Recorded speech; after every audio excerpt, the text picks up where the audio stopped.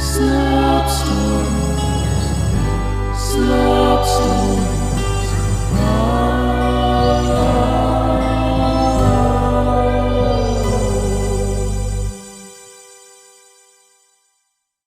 Slop Stories presents She Yearned for the Countryside by Tim DePaola. Rachel Winenhope had finally managed to achieve her lifelong dream. After decades of unremarkable yet excruciatingly hard and boring work, Rachel had saved enough coin to buy the countryside ranch of her fantasies. She could finally get herself and her partner out of the metropolis they toiled through day after day. Her partner was named Alex, and they really wanted to get out of the city and be done with it for good. Alex was one of those people who earned a living without anyone knowing how. When Rachel surprised Alex with the news that they'd be ranchers within a few months, both of their eyes welled with tears of sweet candy-like relief. No longer would they suffer the daily grind, the wretched 2-hour commute, or the wall-to-wall neighbours, packed in tighter than extra-salted GMO farm-raised sardines in a can. There were even saltier personalities outside their can. Loud screaming fights occurred all night in their district. Dogs barked as if their owners were attacked, which some were, and parrots pierced eardrums with their obnoxious squawks. The tears didn't stop flowing, and after a few weeks of searching on Villo for homesteads in the country, Rachel found her ranch. It looked perfect, exactly what she had pictured, and she knew Alex would love it too. Her eyes darted back and forth between the home's description, the photos of the property, and the hefty acreage count. She clicked, "Buy it now." And that was that. She was a rancher. Rachel wasn't dumb, so she had thought ahead and saved more than enough money to also pay for professional movers to take their things to the ranch. Rachel and Alex both happily quit their jobs without notice, celebrated at a fancy hotel bar over some cognac, and flipped off the entire city from one of their favourite lofty vantage points. The next morning Rachel and Alex left their past lives without saying goodbye. The pair hopped on the Hyperloop for 30 minutes and then found themselves thousands of miles away in the town of Apple Chop Burn. The place was gorgeous, exactly what you'd expect of a classic countryside downtown. Spotless white buildings with scarlet-red shutters lined the dirt road. Eroded copper gas lamps speckled the brick sidewalks, and at the end of Main Street stood an immaculate chapel directly beside a somewhat threatening town hall. Their car was waiting for them at the station's parking lot, left with care by the moving company. They hopped in the car, pulled out the map, and headed out to their massive new farm. After passing 2 general stores and making a wrong turn at the old war statue, Rachel found herself on the correct street, and she began scanning for her new address. The couple were in awe at the vast expanses between the properties, each driveway almost a mile apart from each other, only a small wooden sign marking the properties with an address. Then she saw it, her glorious new address on her picturesque country road. Her fantasies were quickly becoming reality. She woke up Alex, they kissed, and then Rachel made a right turn in between 2 flawless willow trees standing tall and proud. It was joyous ecstasy. Tears flowed from her eyes as she assessed and adored her land, and it was her land. She loved Alex, and she would gladly share the ranch until the day she died, but she had made this a reality all on her own, and she was going to damn well enjoy it. After 20 minutes of driving, she started to get worried. Alex had fallen asleep again, so she wasn't able to express her nervousness. How far down this driveway was the ranch? After 30 more minutes of driving, she got out of the car and sobbed, slamming her hand on the hood of the car. 10 minutes later she was back in the car, sadness released and anger settling in comfortably. Rachel's face was a scowl of gritted teeth and furrowed brows. Her lips jutted out far and nostrils wide. After another hour of driving, the ceiling of their car was torn to shreds. Her nails easily sliced through the fabric when she started digging as hard as she physically could. She couldn't comprehend how this was classified as within walking distance of the town. They turned a corner and finally saw it. The beautiful ranch lay bewitchingly before them. It was a pure Americana, the exact farmhouse that you would see on any quilt in any boring boutique in the country. This moment of curiosity and delight nearly made Rachel forget her anger of how far the house was from the main road. Instead of remembering the anger of the drive, all thoughts were ejected from her head when she heard an extremely loud thud. The banging continued, a constant out-of-rhythm barrage of crunching, cracking, splintering, metal bonging, and sharp shattering noises. Rachel pulled the car a little further ahead, and what she saw dropped her stomach lower than she knew it could go. A ring of 13 donkeys circled a large pile of junk, facing outward as their hindquarters bucked backwards in unison, kicking their legs as hard as they physically could into the heap of trash. Rachel knew this heap of trash, and it was all of their worldly possessions. She had requested that the movers leave their things in secure crates outside of the residence, and now it was all being destroyed for seemingly no reason. The donkeys wore blank expressions as they demolished every family photo, each piece of furniture, all of their electronics and appliances. Everything the couple had ever owned was pulverized before Rachel's eyes by a drove of dullard donkeys.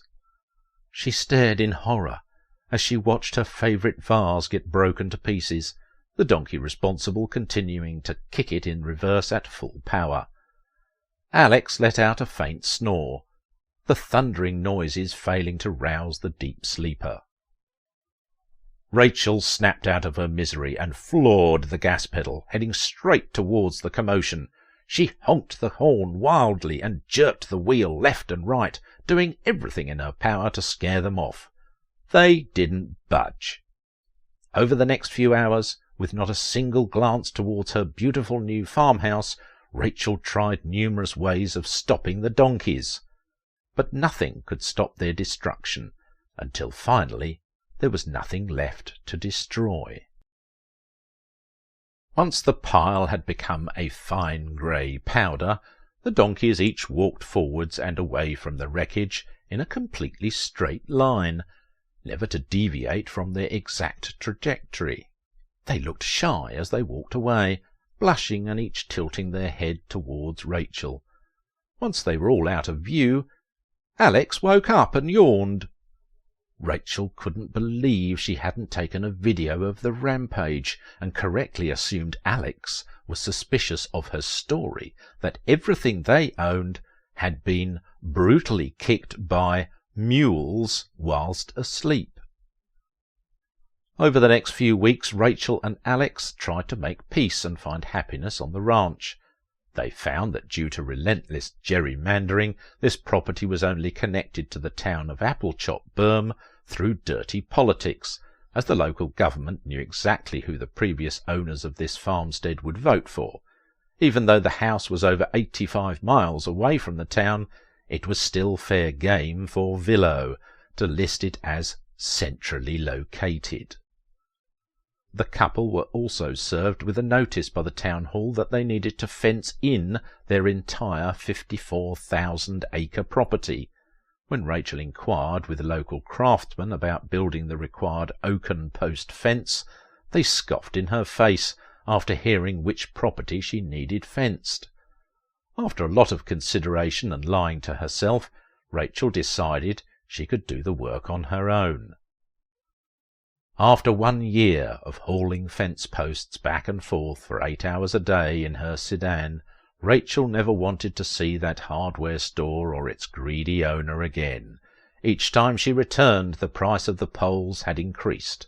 For that entire year she hadn't even begun installing the oaken posts. She only had time for accumulation and sleep. She finally had the wood she needed, and after a late night of zoning paperwork, geometry, and endless calculations, Rachel found she'd need 12 years to finish the fence on her own. And it would be on her own, because there was no help to be had. Alex slept all day, and no amount of begging or shaking would awaken the oaf. So Rachel worked hard, trekking across her land with the oak on her back, mounting the poles one by one. After 3 weeks of this miserable work, she woke up in the middle of the night to deep, rumbling bass beats. This shocked her, because with how hard she was working, literally nothing could wake her. She didn't dream either. When she checked outside, her brain quivered as she saw the storefront of her favourite bar from back in the city in her barnyard. Rachel slapped her face to wake up, but unfortunately for her, she was already awake. She walked up to the front door of the bar, the blue neon lighting her face as she looked up at the sign. Dorionni's Tavern, it read, just like it did in her old neighbourhood. She took a deep breath and walked in, unsure and sceptical. She wondered why every face looked at her, though she did just come into a crowded bar wearing her classic Americana nightgown and matching bonnet. She ignored the crowd and saw Alex laughing and drinking at the bar, the club music so blaringly loud that it must have been college night or something worse. She approached Alex, confused, and tried to parse out what was happening, and how this bar was thousands of miles away from where it belonged. Alex smiled, took Rachel's arm, and slowly started walking her away from the packed bar stools.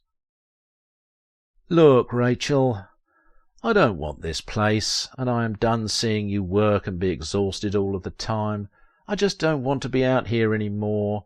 However, since I was young, I've had powers, so I am just going to be back in the city with you from now on. Bye," said Alex, smugly opening the bar door and gently guiding her back onto the ranch's barnyard. Rachel turned back towards the bar, looking through the windows as they slowly began to fade away. She saw Alex return to the bar, put an arm around Rachel and kiss her. Dorionni's Tavern disappeared, and Rachel kept staring at where it had stood for the remainder of the night. In the morning she looked far older, and she walked to an old willow stump on her property and took a seat. "I ain't building that fence. I've lived on this here ranch my entire life, and ain't no government gonna tell me what to do. Will and Hope Ranch has stood here since the old war, and I ain't gonna change it. As a matter of fact, this old lady has been thinking about moving to the city," said Rachel, pondering a move she'd always dreamed about. Thank you for listening. I've been your intelligently designed narrator, Simon Hensby. Help us to keep the slop churning by subscribing to our podcast and giving us 5 glorious stars. And don't forget to follow us on Instagram at Slop Stories for the latest news and updates. And now for today's Memoir of Misery. No. A lone sailboat bounced up and down off the waves as it zipped upwind into the horizon. The captain wore a crisp white uniform, looking as confident and intelligent as anyone sailing on the open ocean. However, the captain was actually staring at the last box of rations as it quickly sank into the depths of the Atlantic. A glimmering silver anchovy winked at the captain and swam downwards for any morsels it was lucky enough to get its fins on.